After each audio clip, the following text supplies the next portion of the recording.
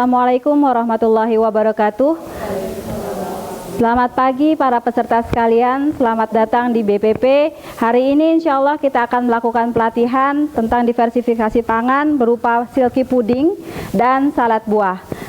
Jadi untuk bahan-bahannya seperti yang nanti tertera di layar berikut ini. Yang kita butuhkan adalah bubuk jeli, kemudian susu segar, ditambahkan susu kental manis, dan tepung maizena yang dilarutkan dengan air. Sebagai garnish, toppingnya kita bisa gunakan biskuit seperti itu. Baiklah para peserta sekalian, itu bahan-bahan untuk silky pudding atau bisa juga dikenal dengan pudot, puding sedot, karena teksturnya yang sangat lembut sekali seperti itu.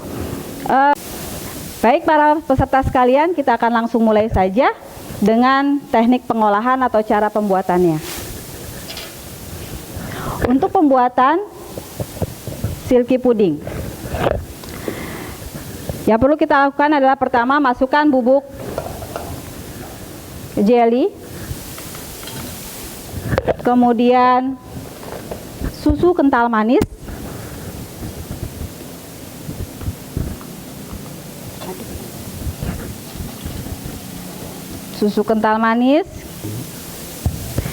dilanjutkan dengan larutan tepung maizena. Jadi tepung maizena yang terdapat di dalam resep, para peserta bisa tambahkan air dulu untuk melarutkannya, baru kemudian dimasukkan ke dalam adonan. Ditambahkan dengan susu segar. Susu di sini selain untuk menambah tekstur dan cita rasa, juga berpengaruh terhadap kandungan nilai gizi yang terdapat di dalam silky pudding yang kita hasilkan. Ini adalah salah satu olahan yang sangat mudah dibuat karena bahannya mudah didapat dan bernilai ekonomis. Jadi para peserta sekalian bisa membuka usaha pudot atau silky pudding sebagai salah satu penambah penghasilan di saat pandemi saat ini. Oke, semua bahan dicampur rata, diaduk, kemudian kita idihkan.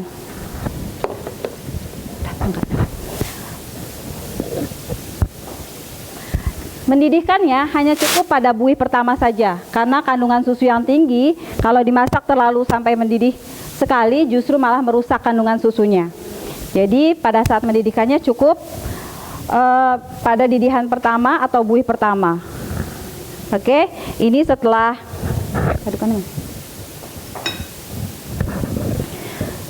kita didihkan, kemudian kita hilangkan dulu uapnya. Ini masih ada uap panasnya. Baru nanti kita masukkan ke dalam cetakan. Tolong Mbak Rere.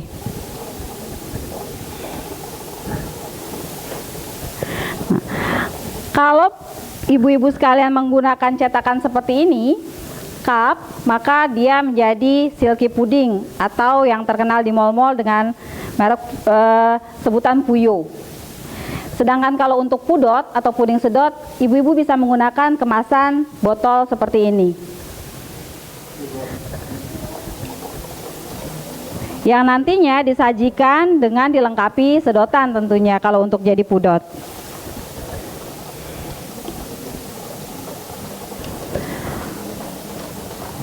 Kenapa harus dihilangkan dulu uapnya? Karena kalau dia panasnya 100 derajat Celcius setelah mendidih, kita masukkan ke dalam kemasan, kemasannya ini tidak tahan panas.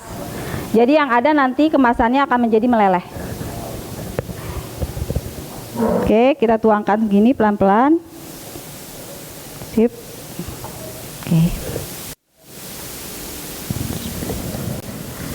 Oke, baiklah para peserta sekalian, jadilah pudot alias silky pudding yang telah kita masak kali ini untuk hasil seperti berikut.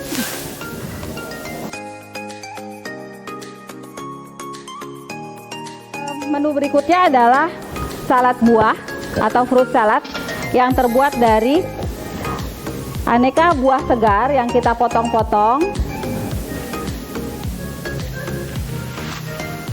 Kemudian kita butuhkan kuning telur sebagai bahan pembuatan mayones homemade. Kita akan buat homemade mayones. Kemudian kuning telur, pasta mustard, saus mustard, sedikit lada dan garam, serta minyak zaitun atau olive oil.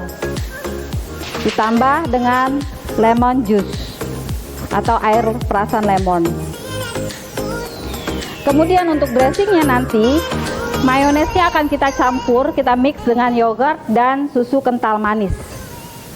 Untuk dressing saladnya, diberi topping shredded cheese, parutan keju. Jadilah fruit salad yang tidak hanya nikmat tapi juga bernilai gizi tinggi. Yang kali ini saya mau berbagi adalah tentang bagaimana pembuatan homemade mayonnaise atau mayones buatan sendiri. Jadi kita akan mulai dari buatnya itu dari 1 butir kuning telur,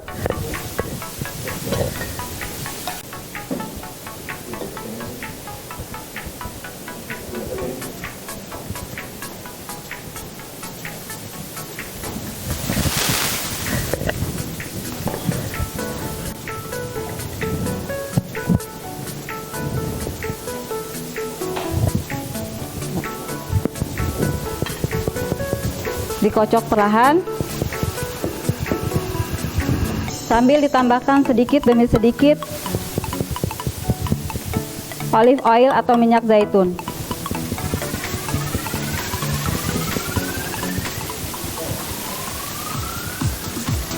Sampai minyaknya habis. Setelah jadi nanti teksturnya akan seperti ini.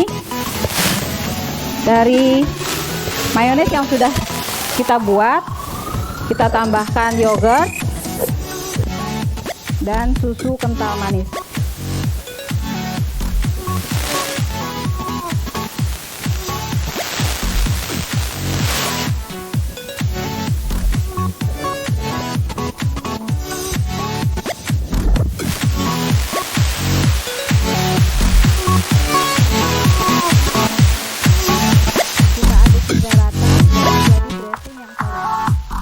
Atau saus yang tingkat kekentalannya pas.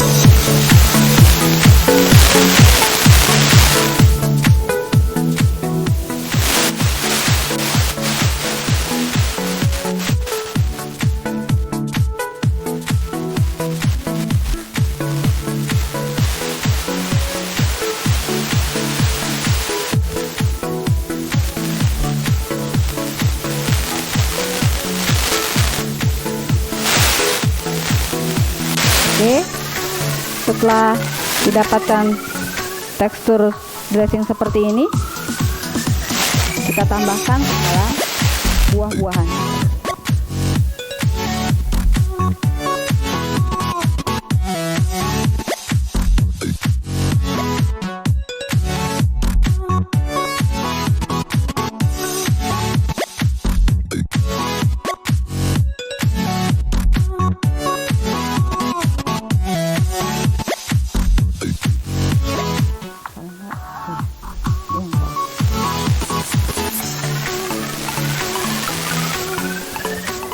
Oke. Untuk anggur atau stroberi kita bisa letakkan sebagai garnish di atasnya. Setelah tercampur rata seperti ini,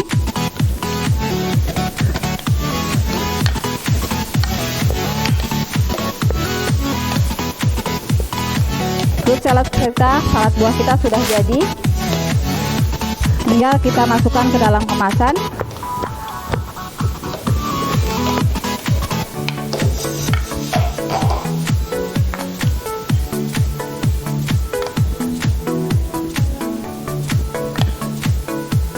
Fruit saladnya tampak cantik karena warna-warni buahnya. Buah yang kita gunakan bisa buah lokal saja karena lebih sehat dan juga lebih murah dan ekonomis.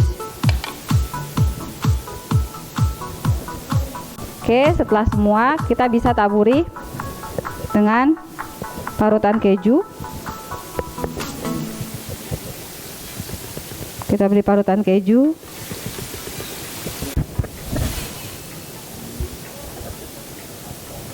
Kita tambahkan anggur di atasnya.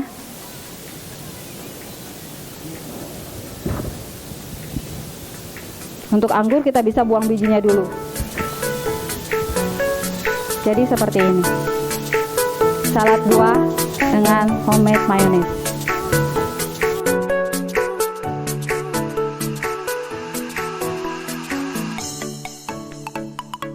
Peserta sekalian, di sini ada beberapa pertanyaan yang tadi disampaikan melalui room chat. Maka saya akan menjawab beberapa pertanyaan berikut. Mudah-mudahan pertanyaannya cukup memberikan jawaban yang memuaskan bagi semua. Apakah susu bisa diganti dengan susu bubuk? Ya, bisa. Bedanya adalah nanti pada saat kualitas teksturnya, untuk mendapatkan tekstur yang sama, maka perhatikan konsistensi antara cairan, perbandingan antara cairan dengan susu bubuk yang digunakan. Bila ibu menggunakan susu bubuk, maka dilarutkan terlebih dahulu dengan air yang takarannya itu sesuai, sehingga nanti dihasilkan cairan yang sama sejumlah dengan cairan yang kita pergunakan di dalam resep. Seperti itu. Oke, untuk pertanyaan berikutnya, berapa lama tahan fruit salad di kulkas? Ya, untuk fruit salad ini adalah sajian yang harus segera disajikan. Jadi bila para ibu sekalian hendak menjadikan ini sebagai usaha, maka disiapkan saja buah potongnya yang sudah dalam kondisi terpisah-pisah setiap jenis buah di dalam box-box plastik, disimpan di kulkas. Untuk ini dia bisa bertahan dengan kualitas penyimpanan yang baik, maksimal 1 minggu bisa, tanpa dicampur dengan dressingnya. Jadi dressingnya terpisah. Pada saat ibu menerima order atau pada saat ingin disajikan, baru dicampurkan dengan dressingnya. Untuk pencampurannya kita bisa gunakan 1:2,5. Jadi 1 bagian dressing dengan 2,5 bagian potongan buah, seperti itu. Dan segera disajikan. Fruit salad sendiri adalah hidangan yang disajikan dingin, jadi sebaiknya kondisi buah dingin, kemudian dressing dingin, di-mix, didiamkan beberapa saat di lemari pendingin, baru kemudian disajikan. Pertanyaan berikutnya, bisakah minyak zaitun diganti dengan minyak sayur karena minyak zaitun mahal tadi ya Bu ya? Oh, sangat bisa. Bedanya nanti pada kualitas nutrisinya saja. Yang jelas ibu bapak sekalian bisa gunakan lemak atau minyak dalam jenis apapun gitu kan, boleh dari minyak kelapa sawit ataupun minyak kelapa, virgin coconut oil atau sejenisnya. Minyak biji bunga matahari juga bisa. Yang nanti berbeda adalah kualitas nilai gizinya saja. Kalau pesan saya yang penting jangan pakai minyak jelantah ya Bu, apalagi bekas goreng ikan asin, rusak nanti fruit salad kita. Oke.